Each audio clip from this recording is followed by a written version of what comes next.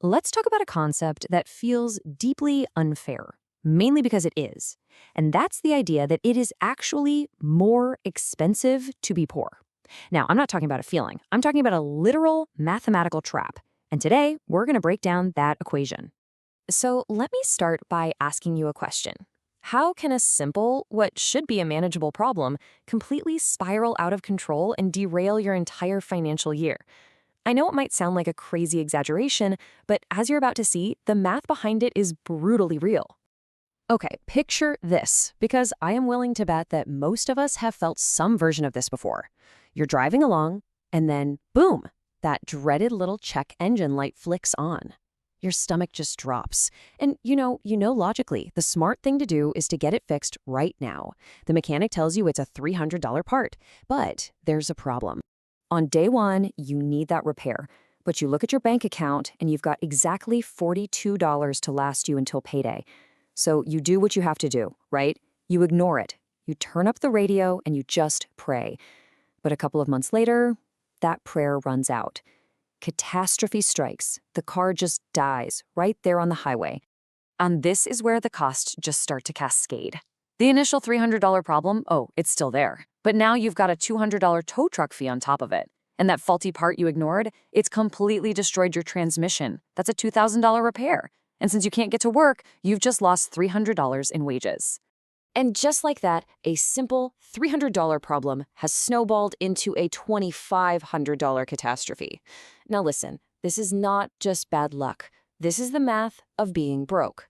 It is a measurable, absolutely suffocating penalty for not having capital up front.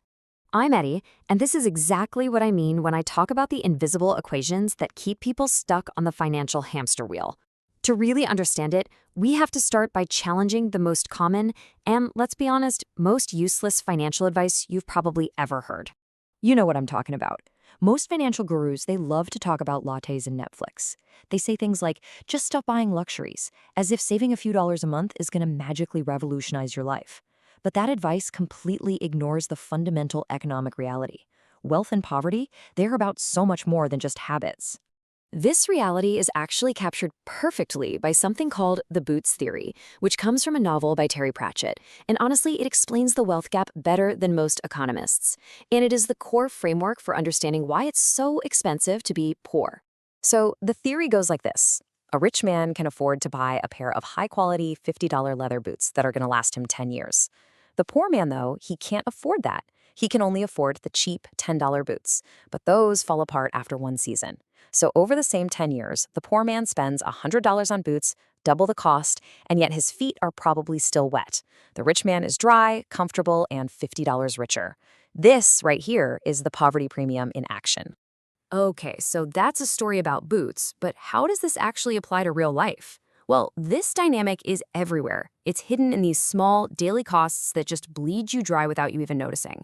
We'll call them vampire costs. Let's start with something as basic as toilet paper. If you have enough cash to go to a warehouse club, you can buy a giant pack where the cost per roll is about 50 cents.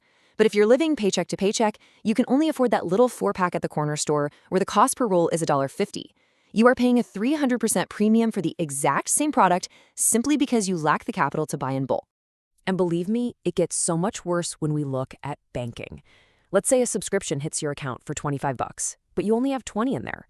You're overdrawn by just $5. The bank hits you with a $35 overdraft fee. Now stop and think about that. You effectively borrowed $5 for maybe a day, and it cost you $35. That is a 700% interest rate. The system is designed to punish you for stumbling. And the penalty isn't just financial, it's cognitive. Studies on something called the scarcity mindset have shown that when you are genuinely worried about money, like how you're going to pay rent, your functional IQ can actually drop by about 13 points. Your brain is so consumed with immediate survival that you physically lose the capacity to make long-term strategic decisions. The Boots Theory is about mental energy too. So we've seen the daily cuts from these vampire costs, but this isn't just about toilet paper and bank fees.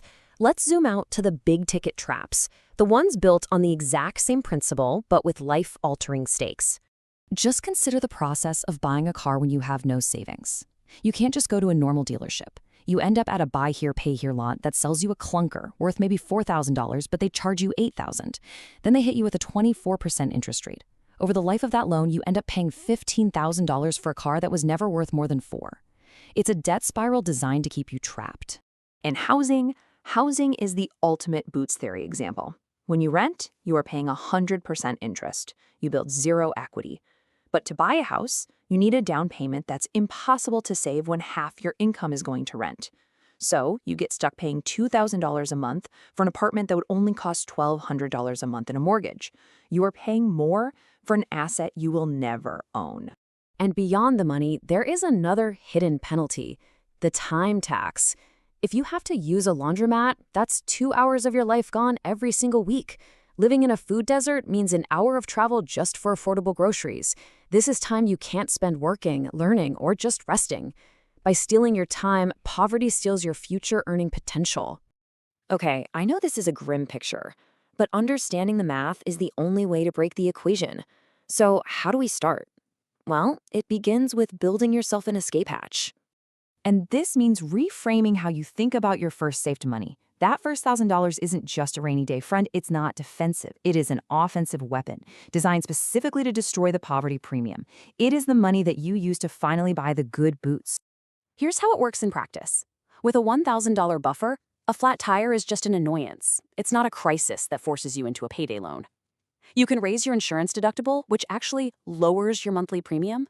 You see what happened there? Having money saved actually lowered your bills. It lets you buy the bulk toilet paper. It flips the game from defense to offense. The most powerful tool you have in this fight is a change in perspective. Once you see the penalties for what they are, you can stop blaming yourself and start attacking the math itself. You move from being a victim of the equation to being a strategist who's going to solve it. And the most powerful mental shift you can make is this: ignore the monthly payment.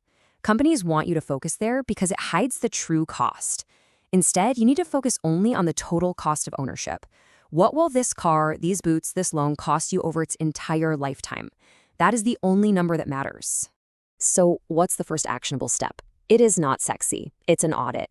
You need to go through your expenses and identify every single vampire cost, every penalty you pay simply because you don't have money.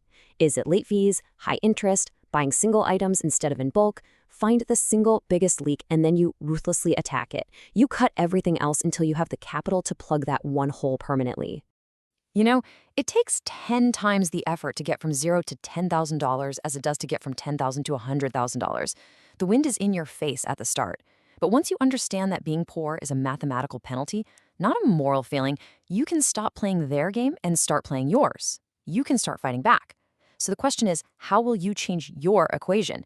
If this breakdown helped you see the math differently, please share this video to expose these traps and subscribe to keep breaking down these financial truths. I'm Eddie, and I'll see you in the next one.